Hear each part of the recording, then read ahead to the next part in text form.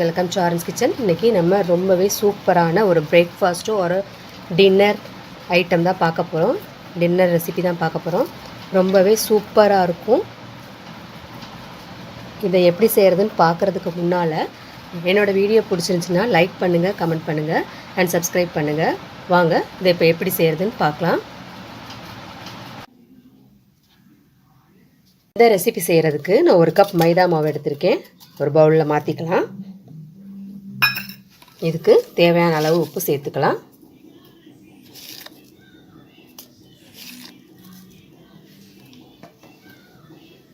கொஞ்சமாக நெய் ஊற்றி கலந்து விட்டுறலாம்.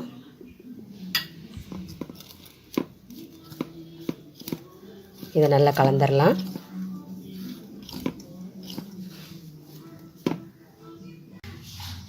இதை கொஞ்சம் கொஞ்சமாக தண்ணி ஊற்றி சப்பாத்தி மாவு பதத்துக்கு பிசைஞ்சுக்கிறலாம்.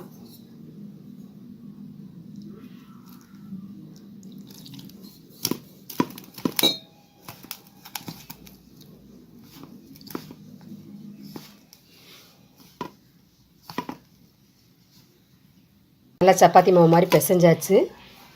லைட்டாக நெய்யை க்ரீஸ் பண்ணி வச்சிடலாம். இது ஒரு 10 நிமிஷம் அப்படியே இருக்கட்டும். அடுப்பில் ஒரு பேன் வச்சுருக்கேன். இதில் எண்ணெய் ஊற்றிக்கலாம்.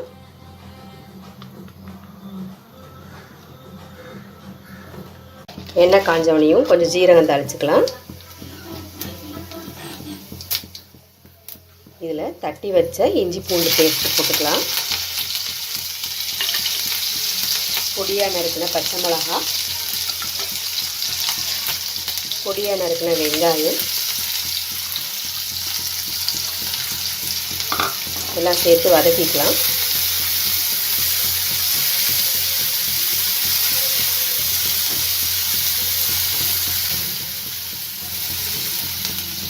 இதுலேயே தேவையான அளவு உப்பு சேர்த்துக்கலாம்.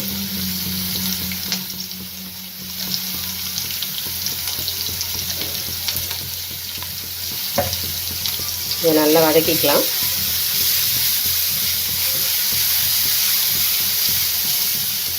நல்லா வதங்கிடுச்சு. இதில் 1/4 ஸ்பூன் மஞ்சள் தூள், 1/2 ஸ்பூன் மிளகாத்தூள், 1/2 ஸ்பூன் சீரகத்தூள் சேர்த்துக்கலாம். இது எல்லாத்தையும் நல்லா கலந்து விட்டுறலாம்.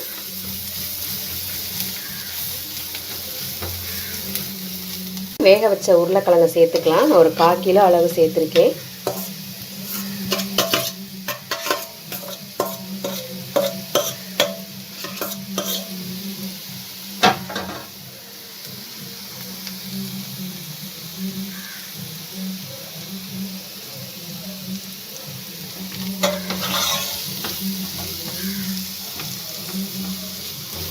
இது நல்லா கிளறி விட்டுறலாம்.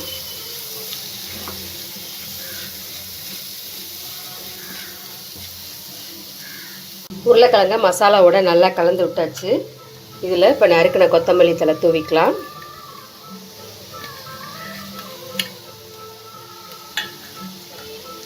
இது கூடவே கொஞ்சம் மேகி மசாலா சேர்த்துக்கலாம்.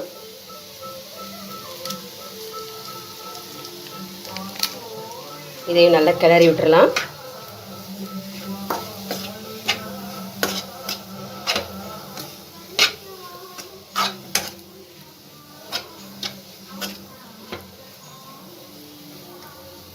அடுப்பை ஆஃப் பண்ணிவிட்டு இதை ஆற வச்சுக்கலாம்.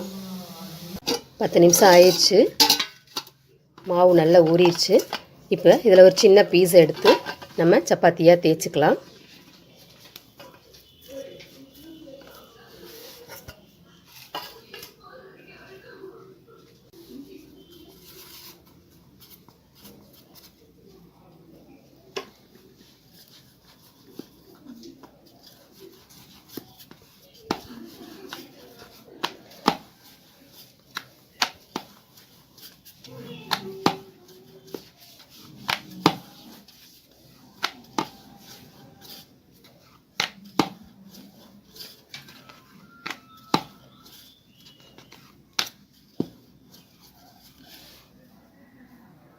வட்டமாக தேய்ச்சாச்சு.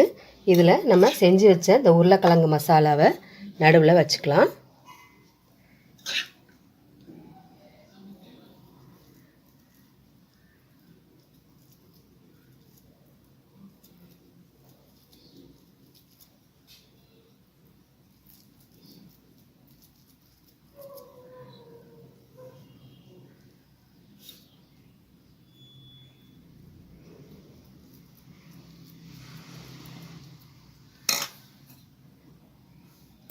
சுற்றி தண்ணி தடவி விட்டுறலாம்.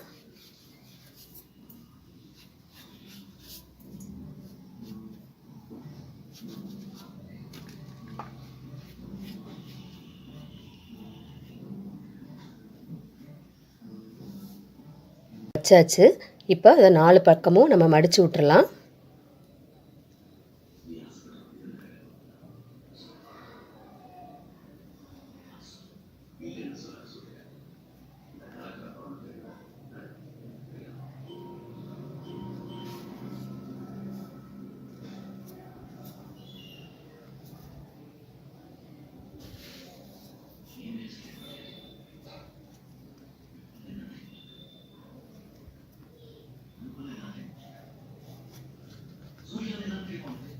இந்த மாதிரி எல்லாத்தையும் நம்ம செஞ்சு எடுத்துக்கலாம்.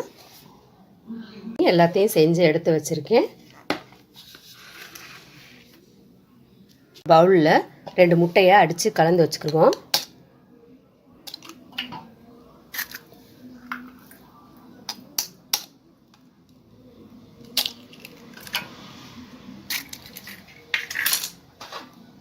இதை நல்லா கலந்து வச்சுக்கலாம்.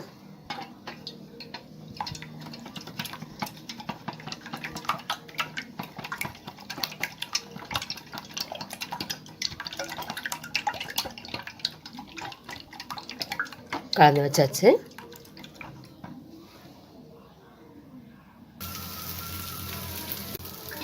அடுப்பில் ஒரு தோசைக்கல் காய வச்சுருக்கேன். இப்போ நம்ம செஞ்சு வச்ச இந்த மைதா மாவு இதை முட்டையில் இப்படி டிப் பண்ணிவிட்டு எண்ணெயில் வச்சுக்கலாம்.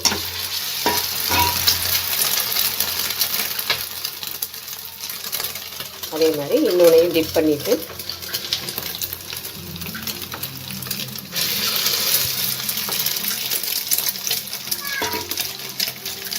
இதை நல்லா சிம்மில் வச்சு வேக வச்சுக்கலாம். இதை மெதுவாக திருப்பி விட்டுக்கலாம்.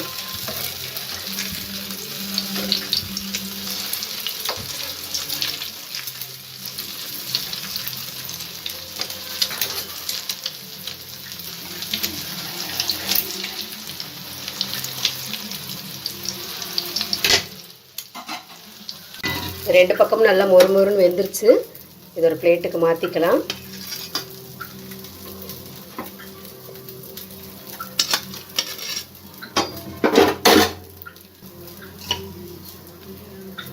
அடுத்ததை டிப் பண்ணி போட்டுக்கலாம்.